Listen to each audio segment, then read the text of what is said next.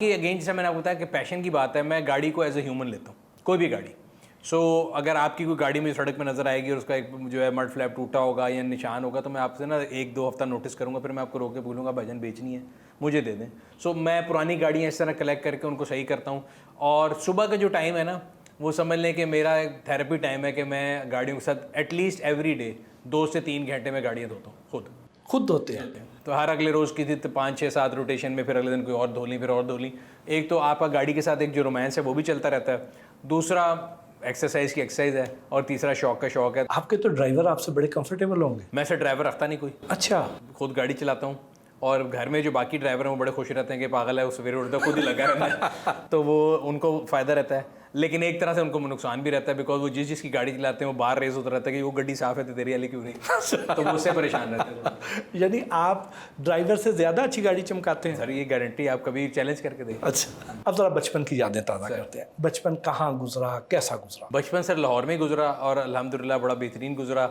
ज़्यादातर time mall town में गुजरा, बिकॉज स्कूल ट्यूशन सब मॉल टाउन में थी, तो मॉल टाउन की गली गली से वाकिफ़ हैं, और लाहौर के जितने पुराने इलाके हैं, बिकॉज मैं लाहौर की जंपल हूँ, तो मतलब अब तो लाहौर बहुत बढ़ गया है।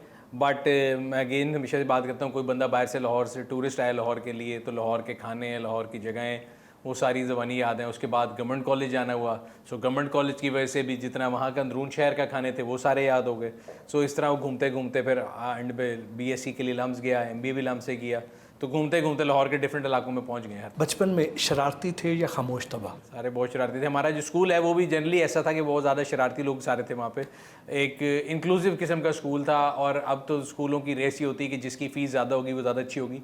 मैं स्कूल की एक दिन फ़ीस कैलकुलेट कर रहा था सर, मैं अपनी वालदा को तंग कर रहा था कि नर्सरी से लेके मैट्रिक तक की टोटल मेरी जो फ़ीस मिला के वो मेरा ख्याल है 12,000 रुपये बनती। मैं कहीं तुसी कहते बड़ा खर्चा किया तो 12,000 रुपये में मैंने टोटल स्कूलिंग की।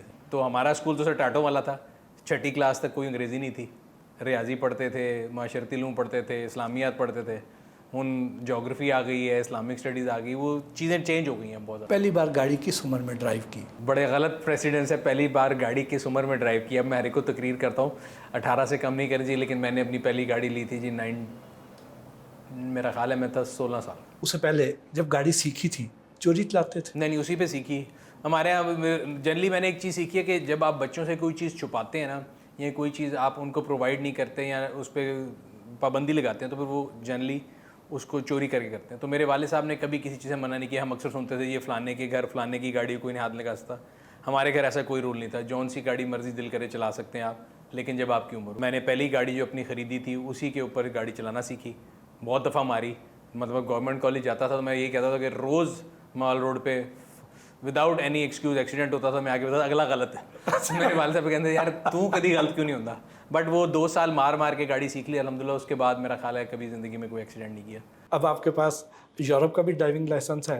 ड्राइविंग लाइसेंस नहीं, पाकिस्तान का इंटरनेशनल बनवाया हुआ है, वो दुनिया में हर जगह चल जाता है। बिकॉज मैं पाकिस्तान से ज़्यादा 1 हफ्ते ज़्यादा दूर नहीं रहता, तो कहीं बाहर भी जाऊँ तो उस पर वो ड्राइविंग लाइसेंस वैलिड है इंटरनेशनल, और अल्हम्दुलिल्लाह चलाता हर जगह खुद हूँ। आपने सारी उम्र खुद अपना CV नहीं कभी बनाया, क्योंकि आपने शुरू से ही सोच रखा था कि मैंने जॉब नहीं करनी? बट साहब मैं बड़ा रियलिस्टिक आदमी हूँ। मैं कहता हूँ कि इंसान को ना सेल्फ एनालिसिस करना चाहिए, और हमारी आधी कौम जो है ना वो गलत इसलिए जा रही है क्योंकि वो अपने आप को ओवर एस्टिमेट करते हैं। मैंने ज़िंदगी में कभी अपने आप को ओवर एस्टिमेट नहीं किया, तो कई लोगों को लगता है कि शायद ये गरूर की वजह से कभी नहीं बनाया। एग्जैक्टली ऑपोजिट स्टोरी है। जब हम लम्स में पढ़ रहे थे ना, तो समर में डिफरेंट बड़ी बड़ी कंपनी आती थी, वो लोगों के इंटरव्यू लेते थे, फिर उनको कहते थे आपको इंटर्नशिप ऑफर करेंगे, फिर आपको जॉब करेंगे, मतलब सिटी बैंक्स और PNGs जितने भी हैं। उसमें हमारे जितने क्लास वाले हैं वो सारे टाई शाई लगा के जाते थे। तो हमारा बैच था अराउंड 110 लोगों का BSc का, तो उसमें से उन्होंने 30 या 35 लोग लेने होते थे। तो मुझे अपनी औकात का बिल्कुल अंदाज़ा था कि मैं उन 30-35 में नहीं आ सकता, तो मैंने कभी कोशिश ही नहीं की, ना मैं कभी उस इंटरव्यू में गया। लेकिन जब हमारा 3rd ईयर आया और 4th ईयर में ग्रेजुएट करना था, तो मैंने सोचा कि यार फ़लाने ने फ़लानी जगह इंटर्नशिप कर ली, फ़लाने ने फ़लानी उसको जॉब ऑफ़र आ गई, मैं कहाँ स्टैंड करता हूँ। तो मैंने रियलाइज़ किया कि मुझे कभी भी कोई बंदा जॉब ऑफ़र नहीं करेगा। मुझे बड़ी सेल्फ रियलाइजेशन थी, पार्शली बिकॉज मैं वो टाई सूट लगा के नहीं जा सकता।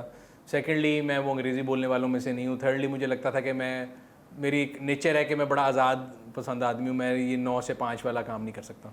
तो मुझे उस रियलाइजेशन से फिर मुझे रियलाइज़ हुआ कि यार बजाय इसके कि एक दीवार है और मैंने उसमें जाके लगना है, और आखिरी चौथे साल में जब अनएम्प्लॉयड होऊंगा, तो उससे बेहतर है कि मैं कुछ सोचूं अपने बारे में। And I always say to people कि it's writing on the wall कि अगर आप लोग कहते हैं ये हमारे मुल्क में यूनिवर्सिटी और तालीम मसला है।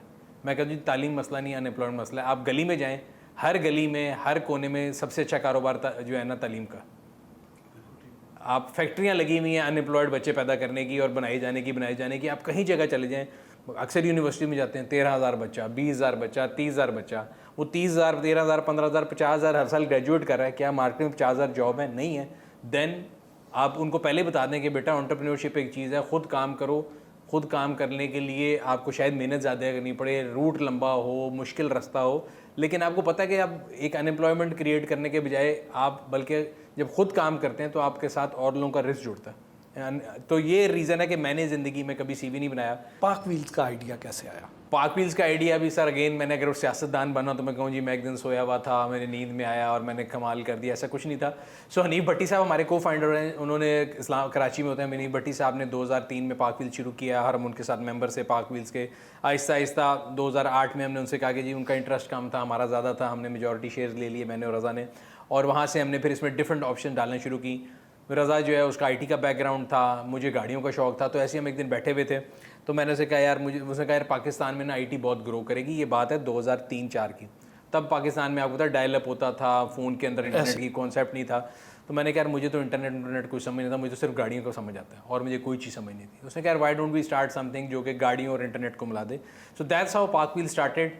और इनिशियली हम एक प्लेटफॉर्म थे, पाकिस्तान का पहला सोशल मीडिया प्लेटफॉर्म था, इससे पहले कोई सोशल मीडिया एग्जिस्ट नहीं करता था। तो by virtue of being the first mover advantage हमें मिला। मार्केट में बहुत ज़्यादा गैप था, लोगों को बहुत एक जिसे कहते हैं ना एक खला था जिसको पूरा करना चाहते थे, हर लोग जो है ना गाड़ी के बारे में डिस्कशन भी करना चाहते थे। वो स्टार्ट किया, फिर आहिस्ता आहिस्ता पहली बारी किसी एक मेंबर ने कहा जी मैं अपनी गाड़ी बेचना चाहता हूँ, वो 2-3 घंटे के अंदर बिक गई। तो हमने कहा यार why not try online classified. पहले तो आपके सामने अखबारों में ऐड होते थे, मालिक मुल्क से बाहर जा रहे हैं, आर्मी अफसर के इस्तेमाल, वो 3-4 चीज़ें थी जो कुछ कम्युनिकेट नहीं करती थी। So by virtue of being superior online classified एकदम बहुत ज़्यादा हिट हुए। और आज आप देख लें कि शिफ्ट कैसा है कि आप अखबार खोलें तो 4 ऐड होंगे, पाक व्हील्स पे 80,000 गाड़ी लगी हुई है। तो विद टाइम वो चीज़ें हम उसमें ऐड करते रहे, इंस्पेक्शन सर्विस ऐड की, ई कॉमर्स ऑफ पार्ट, जो लोगों का पेन पॉइंट था वो हमने उसको एड्रेस करने की कोशिश की है। और अल्हम्दुलिल्लाह 21 साल हो गए हैं। लोगों को लगता है कि शायद ओवरनाइट सक्सेस है, तो ओवरनाइट कोई नहीं सर, 21 साल से लगे हैं। इस मकाम तक पहुंचने में कितनी मुश्किलात का सामना करना पड़ा? बट सर मुश्किलात तो बहुत हैं, क्योंकि पाकिस्तान में अगर आप कोई भी काम शुरू करना चाहते हैं तो अल्हम्दुलिल्लाह आपको पता लगेगा कि ऐसे कई इदारे मौजूद हैं जो कि आपको रोकने की कोशिश करेंगे, जब आपको फैसिलिटेट करना चाहिए। दुनिया में उल्टा है, दुनिया में लोग कहते हैं जी स्टार्टअप जो है, अब अगर आज आप कहीं भी जाएँ तो वो कहते हैं जी स्टार्टअप जो है वो दुनिया में तरक्की करेंगे, दुनिया को लेके जाएंगे। हमारे मुल्क में टैक्स हो जाए, कोई भी गवर्नमेंट की पॉलिसी हो जाए, वो सब रिग्रेसिव हैं, वो सब आपको नीचे खींचने के ऊपर लगे हुए हैं। जब आप ऊपर चले जाएंगे तो सारे कहेंगे कि साड़ा भी हिस्सा सीगा, वो यानी 10 से रोकन सीगा। तो वो जो है इसलिए बड़ा मुश्किल जर्नी है, नॉट ईजी। और इसमें मेरा ख्याल है 2-3 चीज़ें बड़ी इंपॉर्टेंट है। कोई भी अगर एस्पायरिंग एंटरप्रेन्योर है तो there are no free lunches, hard work की कोई रिप्लेसमेंट नहीं है, कंसिस्टेंसी आपको चाहिए। और आपको ये बड़ा क्लियरली मैं बता दूं कि आपको एक सोर्स ऑफ इनकम पे आप रिलाई नहीं करते, आपको मल्टीपल जगह काम करने पड़ते हैं। और उस हार्डवर्क का मतलब ये है, मैं हर एक को एग्जांपल देता हूँ कि मैंने 2012 के बाद कोई संडे भी ऑफ नहीं लिया। सो बीन 12 साल हो चुके हैं, कोई हॉलीडे नहीं है, कोई संडे ऑफ नहीं है। आप 7 दिन हफ्ते में काम करेंगे तब काम चलेगा। गोश्त का कारोबार भी आपने किया? जी सर। और क्या क्या कारोबार करते हैं? काफ़ी काम किए सर। मैंने सबसे पहले मुझे याद है कि क्योंकि पाक व्हील्स जब हो रहा था तो पाक wheels until 2021 was not in green, it was not making any profit. तो आपको घर का किचन भी चलाना है, अपने खर्चे भी चलाने हैं, तो उसके लिए आप मल्टीपल काम करते हैं। फैमिली का बिजनेस है, इलेक्ट्रॉनिक्स का, इंपोर्ट का, वो भी किया। इसके अलावा गिफ्ट आइटम्स के स्टोर खोले, ये गोश्त वाली ट्राई भी मारी बीच में, करके छोड़ दी। और बड़े लेसन सीखे। मैं हमेशा कहता हूँ कि जो कामयाब कारोबार होता है ना वो आपको इतना नहीं सिखाता जितना नाकामी आपको सिखाती है। सोशल मीडिया पर गाड़ियों का रिव्यू करने का ख्याल कैसे आया? आपसे पहले पाकिस्तान में तो कोई नहीं करता था। नहीं करता था। और वो भी अगेन सर स्टार्टअप जो कल्चर है ना, स्टार्टअप में होता ही है कि आपको सारे काम करने होते हैं। सो हमारे दफ्तर में मैं हमेशा इनको मजाक उड़ाता हूँ कि मेरा ख्याल है सबसे ज़्यादा काम करने वाला मैं आदमी हूँ। अगर गाड़ी रिव्यू करना है तो सुबह उसको धोना भी मैंने खुद है, उसको टाइम पे पहुँचाना भी मैंने खुद है। तो सारी चीज़ें, स्टार्टअप कल्चर ये होता है कि जस्ट रोल योर स्लीव और डू एवरीथिंग। ये नहीं है कि जी मैं कहूँ जी मैंने तो सिर्फ रिव्यू करना है, फाइनेंस वाला काम मेरा नहीं है, ये वाला काम मेरा नहीं है, हम हर काम कर सकते हैं। सो हम लोगों ने 2014 में बड़े सालों बाद टोयोटा की नई शेप आई, तो मेरी वालदा के लिए गाड़ी खरीदी। तो हमने कहा चलो यार ये नई गाड़ी आई है इतने सालों बाद, तो इसका एक रिव्यू बनाते हैं। ऐसी आइडिया आया, रिव्यू हमने बनवाया किसी से, उसका जो बिल आया मेरे पास वो 3.5 लाख रुपए का था। मैंने कोई 3.5 लाख रुपए का बिल, ये किस चीज़ का है? तो हमने खैर लगा लिया एक्सेल शीट के किस किस चीज़ का बिल है। पहली लाइन थी टैलेंट कॉस्ट 80,000। मैं कहा जी टैलेंट कॉस्ट क्या होती है? उन्होंने कहा जी जो लड़का है ना ये वीडियो में, ये टैलेंट। मैं कहा इसका टैलेंट गोरा होने के अलावा और अंग्रेज़ी बोलने के अलावा क्या है? उन्होंने कहा सर ये टैलेंट है आप में है। मैं कहा नहीं। कहते तो बस इसलिए देने पड़ेंगे। मैंने कहा भाई वो गाड़ी का रिव्यू बना रहा है, उसमें वो गोरा हो काला हो डजेंट मैटर, वो अंग्रेज़ी बोले इट डजेंट मैटर, उसको गाड़ी के बारे में इन्फॉर्मेशन होनी चाहिए, वो उसको नहीं है, मुझे उससे ज़्यादा है। तो उन्होंने कहा जी आप कर सकते हैं। Why not. तो हमारे चैनल पे आज भी पड़ा है, पहला रिव्यू किसी और ने किया था, तो उसके बाद दूसरा मैं कहा जी अगले में टैलेंट मैं हूँ।